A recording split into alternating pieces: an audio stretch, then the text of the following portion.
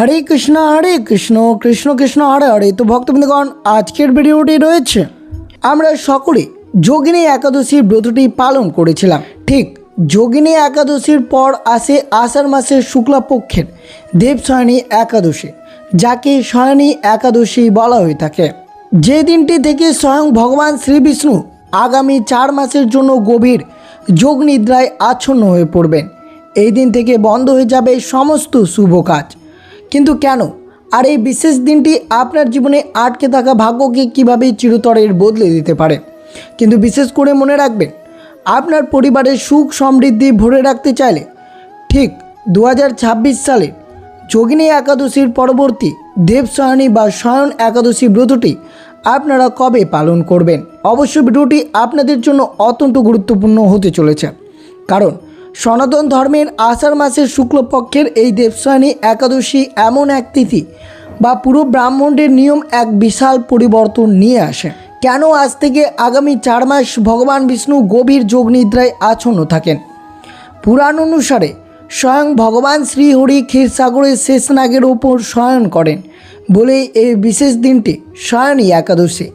আর ঠিক এই কারণে আজ থেকে টানা 4 মাস বিবাহ, অন্নপ্রাশন, গৃহপ্রবেশ বা যে কোনো শুভ কাজ সম্পূর্ণ নিষিদ্ধ থাকে। তবে ভাববেন না যে ভগবান ঘুমাচ্ছেন, মানে আমাদের প্রার্থনা তার কাছে পৌঁছবে না, বরং এই 4 মাস হলো ভক্তি প্রমাণের এক সুবর্ণ সুযোগ। কিন্তু একটু দাঁড়ান, এই একাদশী পালন কিভাবে করবেন, পালনের সময়, এই একাদশী ব্রতের পালনের সঠিক সময় কি রয়েছে, সব কিছু আপনাদের সাথে বিস্তারিতভাবে আলোচনা করা হবে, যা মানলে আপনার সমস্ত পাপ পুণ্য নিমিষেই নষ্ট হয়ে যেতে পারে। এই পবিত্র দিনে শুধুমাত্র অন্ন চাল বর্জন করার শেষ কথা নয়, মনে কোনো মানুষের প্রতি রাগ, হিংসা বা অহংকার রাখা এই একাদশী ব্রতকে সম্পূর্ণ খণ্ডিত করে দেয়।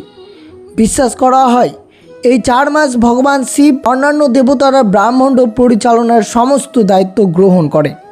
তাই শয়নী একাদশী থেকে কার্তিক মাসের প্রবোধনী একাদশী পর্যন্ত যে কোনো মন্ত্র বা সাধনা করলে তার ফল বহুগুণ বৃদ্ধি পায়। তাই অবশ্যই সকল ভক্তরা অবশ্যই এই দেবশয়নী একাদশী ব্রতটি নিষ্ঠার সাথে পালন করলে শুধু ইহকালের সুখ নয়, মৃত্যুর পর মোক্ষ লাভ বা বৈকুণ্ঠ প্রাপ্তি নিশ্চিত হয় বলে শাস্ত্রে উল্লেখ রয়েছে। তা অবশ্য ভিডিওটি আপনারা শুরু থেকে শেষ পর্যন্ত ভক্তি সহকারে শ্রবণ করবেন। আর চ্যানেলে নতুন হয়ে থাকলে দয়া করে চ্যানেলটিকে সাবস্ক্রাইব করবেন, লাইক করবেন, কমেন্টে ভক্তি ভালোবাসার শ্রদ্ধা দিয়ে আর জয় শ্রীকৃষ্ণের জয় লিখে দিতে ভুলবেন না। এই শুভ দিনটিতে অবশ্যই ভিডিওটি আপনারা শুরু থেকে শেষ পর্যন্ত ভক্তি সহকারে শ্রবণ করুন। যোগিনী একাদশী আমরা পার করলাম, কিন্তু আপনারা কি জানেন আষাঢ় মাসের শুক্লপক্ষের যে একাদশী রয়েছে তাকে আমরা এই পবিত্র দিনটিকে দেবশয়নী বা শয়ন একাদশী ব্রত বলা হয়।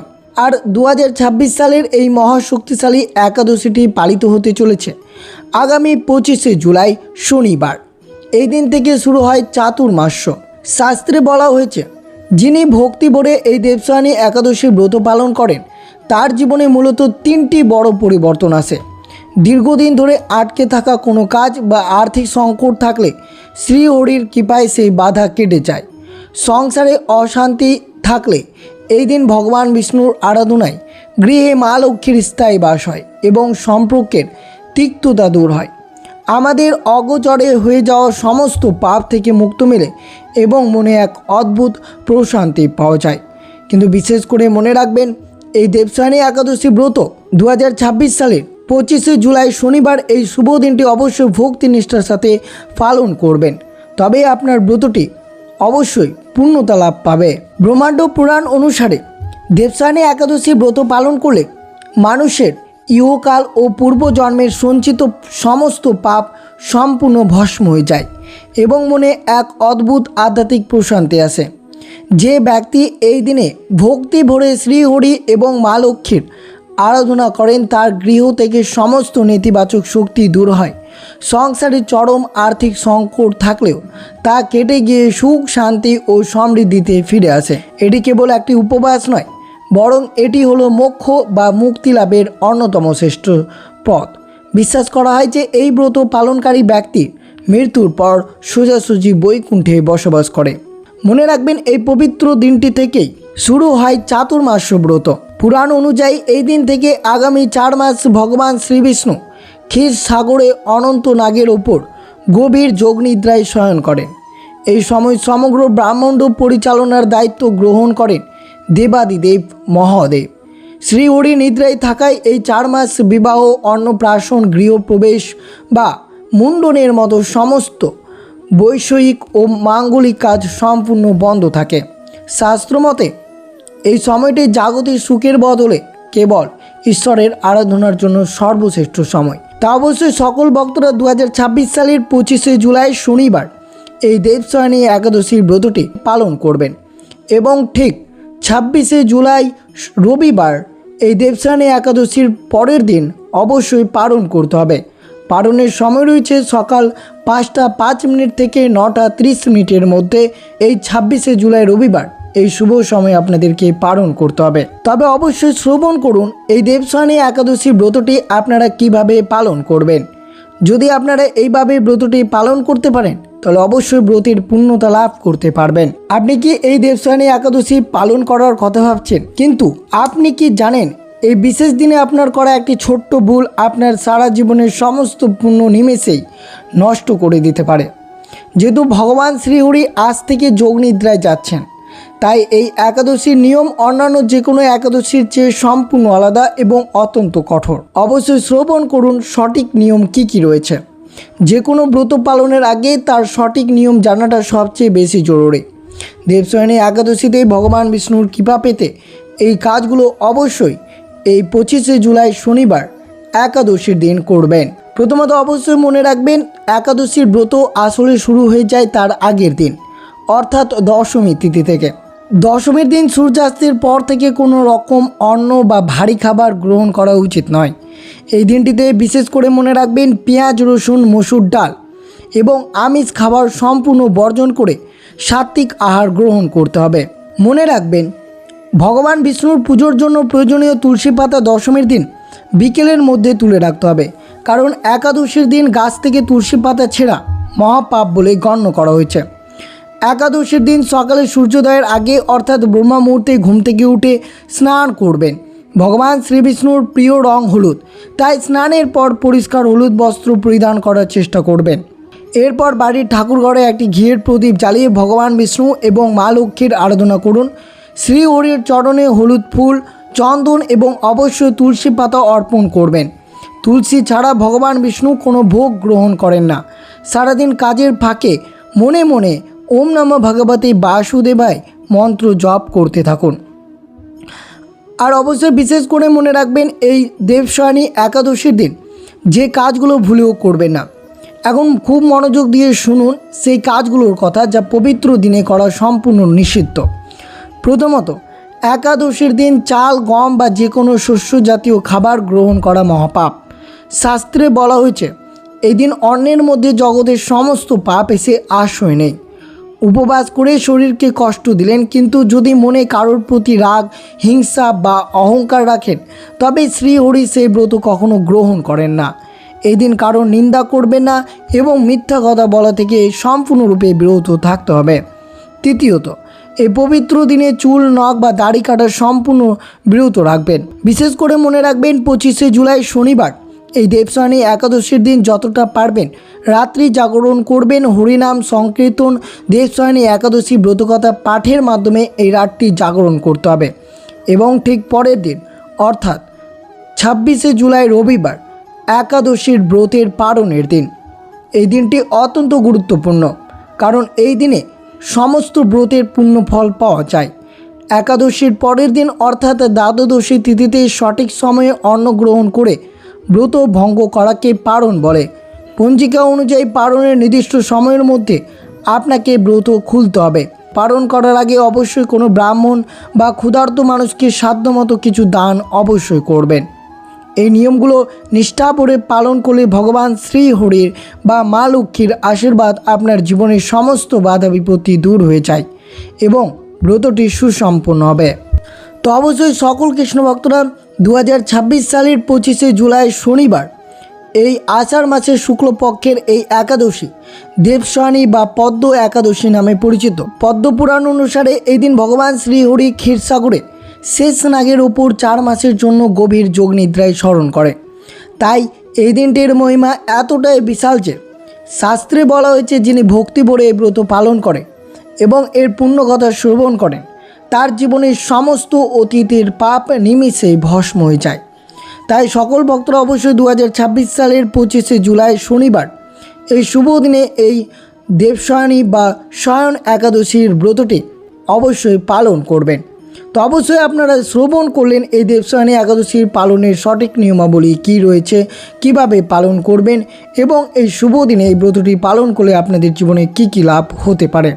আর অবশ্যই শ্রবণ করবেন এই দেবশয়নী একাদশীর ব্রত মাহাত্ম্য বা ব্রত কথাটি, যেটি শ্রবণ না করলে আপনার ব্রতের কোনো পুণ্য ফলাফল পাওয়া যাবে না। তাই একনিষ্ঠ এবং ভক্তি সহকারে শ্রবণ করুন দেবশয়নী একাদশীর ব্রত কথাটি। আপনারা কি জানেন এমন একটি ব্রত কথা আছে যা শুধু ভক্তি ভরে শ্রবণ করলে 1000 অশ্বমেধ যজ্ঞ করার সমান পুণ্য লাভ হয়। আজ থেকে ঠিক 4 মাসের জন্য সৃষ্টিকর্তা ভগবান বিষ্ণুর গভীর যোগনিদ্রায় চলে যাচ্ছেন। আর ঠিক এই কারণেই দেবশয়নী একাদশীর ব্রতের মাহাত্ম্য অন্যান্য যে কোনো ব্রতের চেয়ে বহু গুণ বেশি। কিন্তু কেন এই ব্রত এতটাই শক্তিশালী? একবার এক রাজার রাজ্য টানা 3 বছর এক ফোঁটা বৃষ্টি হয়নি, চারদিকে শুধু মৃত্যু আর হাহাকার। কিন্তু একটি মাত্র ব্রত পালন করার পর আকাশে এমন এক অলৌকিক ঘটনা ঘটল যা দেখে স্বয়ং দেবতারাও অবাক হয়ে গেছিল। কি সেই গায়ে কাটা দেওয়া কাহিনী? চলুন আজ পরম ভক্তি বলে সেই মহাশক্তিশালী শয়নী একাদশীর ব্রতকথা শ্রবণ করি। ভিডিওটি 1 সেকেন্ডও স্কিপ করবেন না, কারণ এই কাহিনী আপনার জীবনের মোড় ঘুরিয়ে দিতে পারে। পদ্মপুরাণ অনুসারে একবার দেবর্ষি নারদ সৃষ্টিকর্তা ব্রহ্মাকে জিজ্ঞাসা করেছিলেন, হে পিতামহ, আষাঢ় মাসের শুক্লপক্ষের দেবশয়নী একাদশীর ব্রত মাহাত্ম্য আমাকে কৃপা করে বলুন। তখন ব্রহ্মা বলছিলেন, হে নারদ, এই জগতে একাদশীর ব্রতের মতো পবিত্র আর কোনো ব্রত নেই। আর দেবশয়নী একাদশী হলো সমস্ত পাপ ধ্বংসকারী এবং সকল মনস্কামনা পূর্ণকারী। যে ব্যক্তি এই দিনটিতে উপবাস থেকে ভগবান বিষ্ণুর আরাধনা করে এবং এই ব্রতকথা শ্রবণ করে তার ইহকালের সমস্ত দুঃখ দূর হয় এবং মৃত্যুর পর সে বৈকুণ্ঠ লাভ করে। এই ব্রত না করলে মানুষ নরকগামী হয়। তাই মানুষের উচিত নিষ্ঠার সাথে এই ব্রত পালন করা। পৌরাণিক কাহিনী অনুসারে সত্য যুগেই সূর্য বংশে মাদ্ধাতা নামে এক পরম ধার্মিক বীর এবং রাজা রাজত্ব করতেন। তিনি তার প্রজাদের নিজের সন্তানের মতো ভালোবাসতেন। রাজ্যে কোনো অভাব বা দুঃখ ছিল না। কিন্তু ভাগ্যের নির্মম পরিহাস, হঠাৎ করে রাজার সেই সুখের রাজ্যে এক চরম অভিশাপ নেমে এলো। রাজ্য পরপর 3 বছর এক ফোঁটা বৃষ্টি হলো না। বৃষ্টির অভাবে মাঠের সমস্ত ফসল শুকিয়ে কাঠ হয়ে গেল। নদীর জল তলানিতে গিয়ে ঠেকলো। মাঠে ঘাস নেই, গোয়াল ঘরে গরুর দুধ নেই।